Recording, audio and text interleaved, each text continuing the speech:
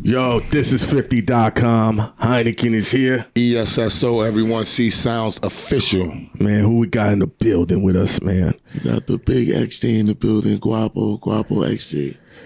I'm here. No jokes.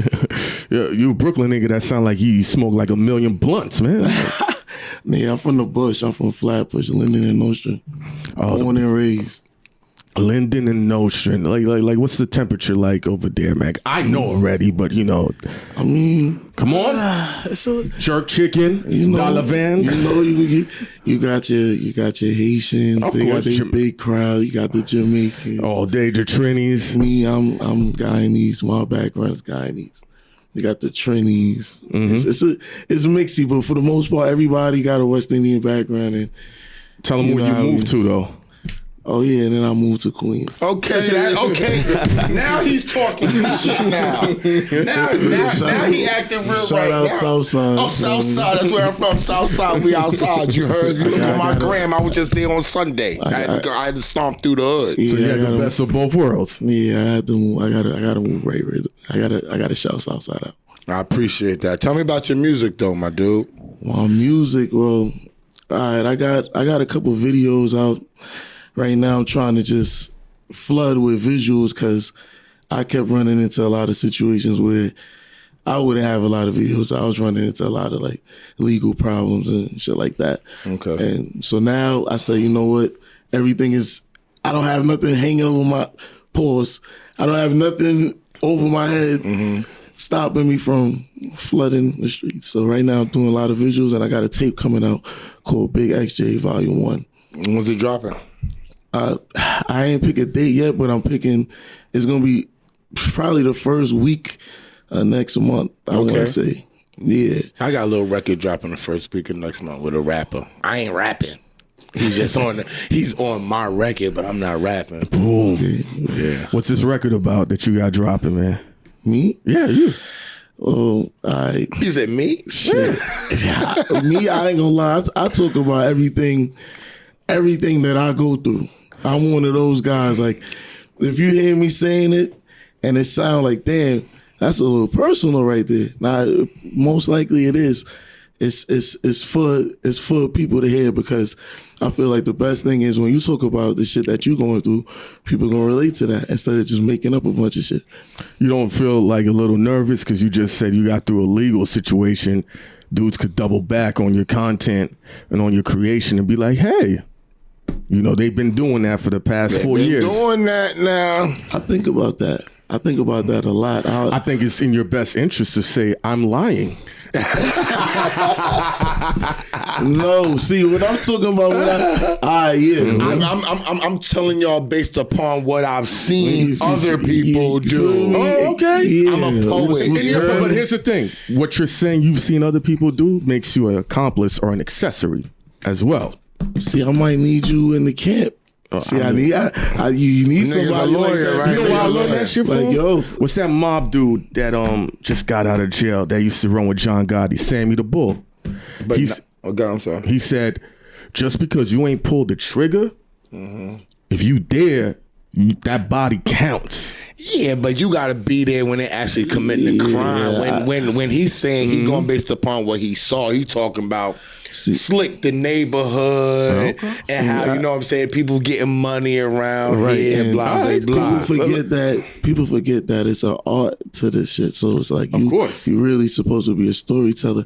Really, rap is like the only thing where they pay attention to you so much. Where it's like, you got to be doing that right now if you saying it. Anything else, they could just be talking about experiences, what they know, stuff like that. But, you know, I'm storytelling. I got a question for you. How do the people feel about when they hearing you write about your experiences with them, the people that you're actually writing about? So, for the most part, those guys, I don't say names. I'm not one of these, like, I don't know. I feel like everybody, that's how they get caught up. Everybody say they get too specific and say names to give credit for things, and that's where it goes left. And I feel like I don't do that. Okay. I keep it real. I say things, but you have to really know. You keep it generic. Yeah. Okay, but like the I'm people just that rapping. I'm telling a story. But the people that really know, do they ever talk to you about like, yo, my nigga, that's me? Or you talking about the situation with me and you? What's up with that? You know what I'm saying? I thought that was dead. What's up? You know what I mean? You don't get none of that backlash? Not to me. Okay. I hear about it. Okay. Understood. But nobody says to me, yo, you talking about me on this or that. Gotcha. Nobody does that. All right. Because has music gotten to the point where you need to truly be authentic now? I feel like I have to do that. Like, I feel like my music sometimes is like I want to say a breath of fresh air, because I don't really rap like niggas. And like I said, I keep it real generic, but you gonna feel it, because most of the time, the thing I'm saying, you probably just went through that with one of your guys, or somebody you used to mess with, or a girl you used to mess with, or whatever. You're going to understand what I'm saying. But I keep it real generic. I'm not going to say no names like, everybody go crazy. I don't want to say names, but people go crazy. Yeah, I understand. Yeah. Now, if I have never heard none of your music, what am I gonna hear when I tune into your shit? And it's a 2-part. And you got records for the chicks too? I got a few of those. And I'm working on getting more of those in my mix, because I get a little caught up sometimes in just catering to what I want to hear, what I feel like my guys want to hear, and stuff like that. It happens. So I'm gonna admit to me messing up with that a little bit, but I definitely have a good amount of tracks for the chicks. Strip club records or something. Yeah. Oh yeah, of course. Shit like that. And I got smooth songs, What, some baby mother stuff? Nah, I don't talk about my baby moms. I don't talk about my baby moms. Oh, so you got a good one? Yeah, I don't. See, look, My baby mom is a fucking terrorist, and I hope she fucking sees this shit. See, me and my baby moms are not together, but I've been lucky. My daughter is 11. I've been lucky I never had baby mama drama. You lucky. Yeah. You lucky. All my men tell me that, like, nigga, that's unheard of. Yeah, that's unheard of. I don't even know what the fuck you talking about. You speaking French to me right now. I ain't had no baby mama drama. But as far as being a rapper, you said something to me just now that you struck a nerve kinda, because you said that you get caught up in what you want to hear, right? Yeah. But the biggest way for you to get the money in this game is for you to be able to be a chameleon. And I'm explaining because, yeah, you're going to get on doing what you like, but then you create fans and people want to see different things from you. Right. So then you got to be able to turn around, because music changes. It ain't going to be trap drug shit. Exactly. When the trap drug shit goes, you got to be able to move on too. That's the pure sign that somebody is an artiste. Yeah. Right? So when you leave here just because we always give people jewels when they come and talk to us and shit. I want you to focus on what you think the other thing your fans might want from you. Not other fans. Yeah. But what else if I'm listening to you? Because, I like bitches too. I like money too. Right. I like traveling too. I smoke weed. I don't know nobody smoke more weed than me. You know what I'm saying? Champagne all day. I drink champagne. I wake up 9 in the morning. I'm popping bottles. Strip clubs too. You know what I'm saying? So I like niggas who can take me throughout my world, just not one part of my world. You know what I'm saying? Right. So what else is a part of your world? Because one thing you just said, you don't got no baby mama drama. So what, aside from your legal situation, what other drama you got? Oh, like I said, I'm not gonna get specific, but I do have, you know how it goes. Always something out there. Mm-hmm. It's always oppositional people. It's money or bitches. That's it. Right. I mean, not to say that's, but I want to say for me, whatever the factor is, it could be as easy as you like the chick's picture, right? And you just left it. You might have left an emoji, a green check. And some nigga said, this nigga fucked my bitch. Yeah. Nah, look. That's how it goes. Yo, We was in the strip club. I don't even videotape bitches that dance in front of me. This chick was like, yo, why don't you ever like videotape me? I said, the nigga that loves you follows my page. If he sees this video, you will be dead. I don't have a boyfriend. No, the nigga that loves you. He don't gotta be your boyfriend. That's tough. See, I never really, for the most part, I don't get into drama over girls. It's not saying you look at it's just nigga. It just my situations always happen to be like an ex-friend or something, or somebody did some sneaky shit. With these bitches, yo, I swear to God, I ain't gonna lie to y'all. I ain't gonna lie, it's I ain't crazy. got no problem, my baby mama. I just happen to meet the bitches. They right here. They happen to be a friend. We all love each other. Yeah. You know what? My daughter is I love everybody. Like, you know what? Talking about it out loud. Nah, I really am lucky with them, I guess. Yo, this shit is amazing, sir. Like, it's absolutely amazing. I never really thought about it till you just by general principle. Yo, bro, It's always been some jealousy shit with friends, with like an old friend. No, I know. Or somebody did something somebody felt a way about something and they did some sneaky shit or whatever, and now it's situations and stuff like that. That's how it always end up playing out with me. It's never over, oh shit, I got beef with this nigga over this girl, or da-da-da. It never happened like that. Never. Okay, I feel like I hope I ain't jinx myself. This nigga the luckiest nigga in the world, right? I ain't mad at it. That don't happen. So what I really talk about a lot, to get back to what you were saying, to go throughout the world, I like to talk about the fact that I didn't have bread at one point, and it was a lot of when you don't got.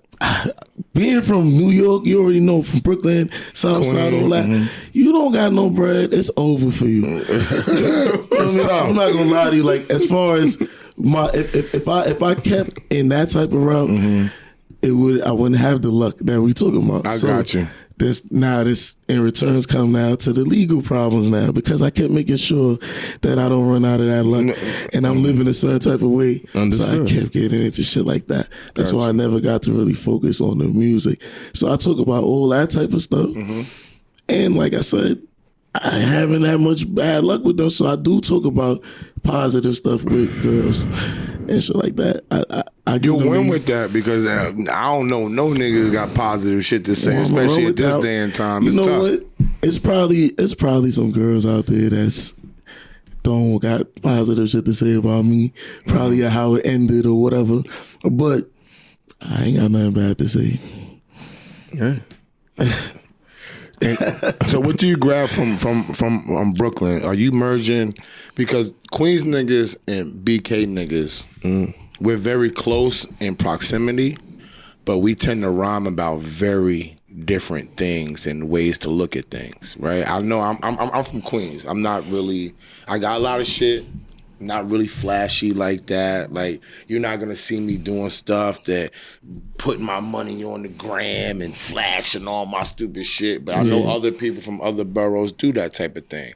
And when it comes back to the music, how are you gonna mix and merge the outlooks that you see in Southside Jamaica, Queens, with what you grown up with through Brooklyn, in Brooklyn?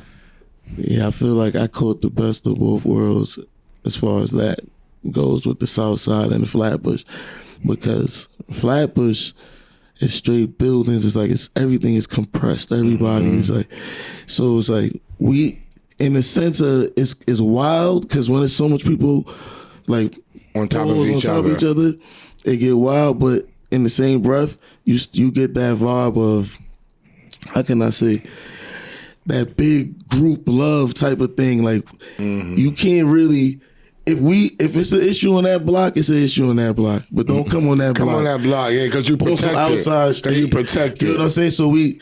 So I kind of got that kind of vibe from Flatbush with my whole, how I move with XJ and everything like that. And Queens, I can't lie, Queens, I'm gonna give it to them with their Queens get the money slogan, man. A lot of Queens niggas get some money, and I seen a lot of older niggas getting some money. I did see a lot of bozos too. Yeah, there's bozos everywhere. There's bozos everywhere. There's bozos everywhere. But I seen a lot of they more on that type of time, and I feel like in Brooklyn it's so packed on top of each other that it's way more aggressive. And I'm not saying I don't know aggressive Queens niggas. It's very aggressive. There's no borough more aggressive than Brooklyn. But yeah, that's what I'm trying to. It's just, Brooklyn it's and too then the much. Bronx. You know what I've learned about Queens, and I told them this. Queens is the only niggas, you rob them, you do anything, and they'll be like, you got that.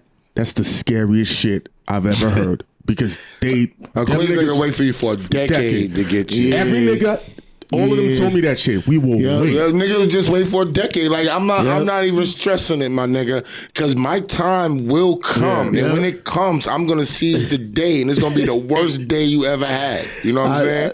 That's my vibes too. So I might have got that from Queens. That's what I'm saying. That's definitely my vibe. I learned that shit. I'm a patient nigga. Yeah. Yes, you gotta be when you from Queens. What don't you have patience in though? What don't I have patience in? Damn, I ain't gonna lie. See, so now I gotta get back to the luck.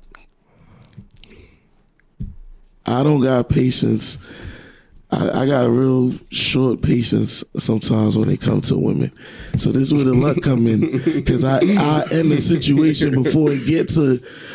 I end the situation before it gets to all of that, where it could be now I'm beefing with somebody because of you and all that. Out of here.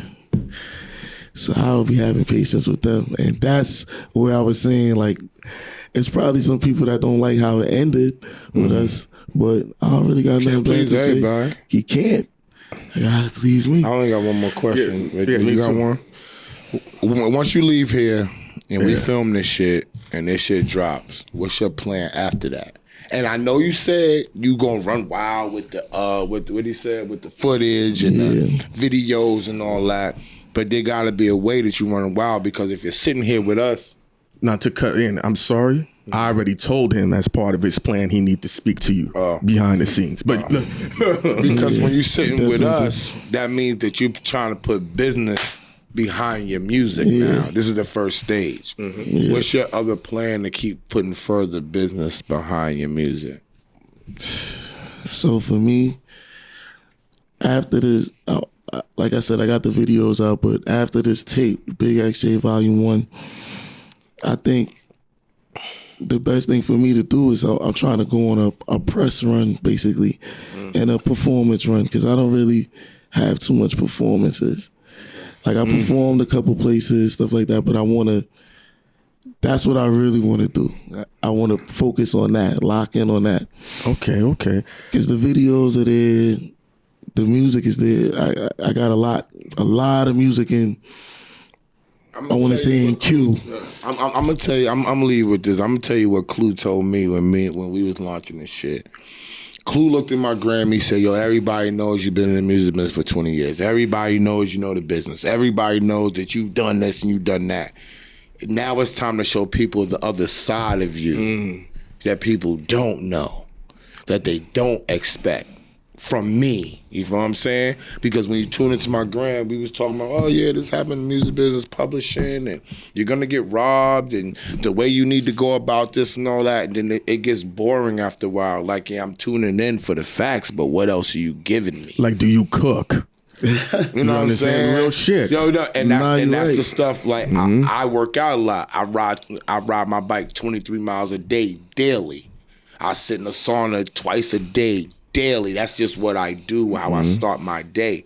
I lift weights, I play ball. I started showing people all the other things that I do, and my stuff started to take off a whole lot more. Yeah, and I'm definitely gonna tap into that, because it's always a whole other side of a person that everybody not expecting. When you play the piano, my nigga? This nigga sing like Luther Vandross or some stupid shit. Especially if you can play 88 keys weighted. But I feel like I have no problem with bitches, yo.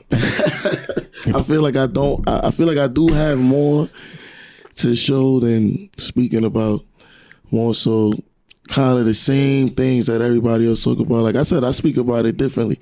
But I do have another side that I'm about to put out there too, because I got a deluxe for my tape.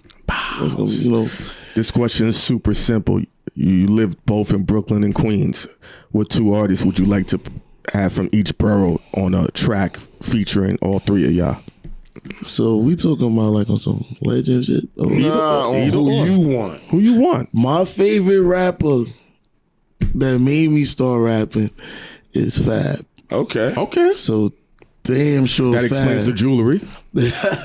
Damn sure Fab, feel me? And from Queens, I ain't gonna lie, I'm gonna have to say, damn. What you gonna say? There's nobody else I could think of other than 50. I knew he was gonna say 50. You know why we asked that question? I knew he was I'm gonna tell you say some that. real shit. I forgot who the artist's name is. He got like 25,000 followers. And dudes always be like, I don't want to say it. And he said he want to do a record with Meek Mill. And That's and Meek saw that and said, consider it done. Yeah. that's why I asked about the legend shit. I ain't gonna lie, Meek a legend too. And Of it's course. all right. Yeah. Not like Fab and 50 to me. But that's like who's hot now, who I feel like is Who you would choose guy right right this now, second? yeah, is Who me. you choose me. That's a Of course. fact. No, we understand that. But I had to think about the boroughs. I got you. That's all good. 50.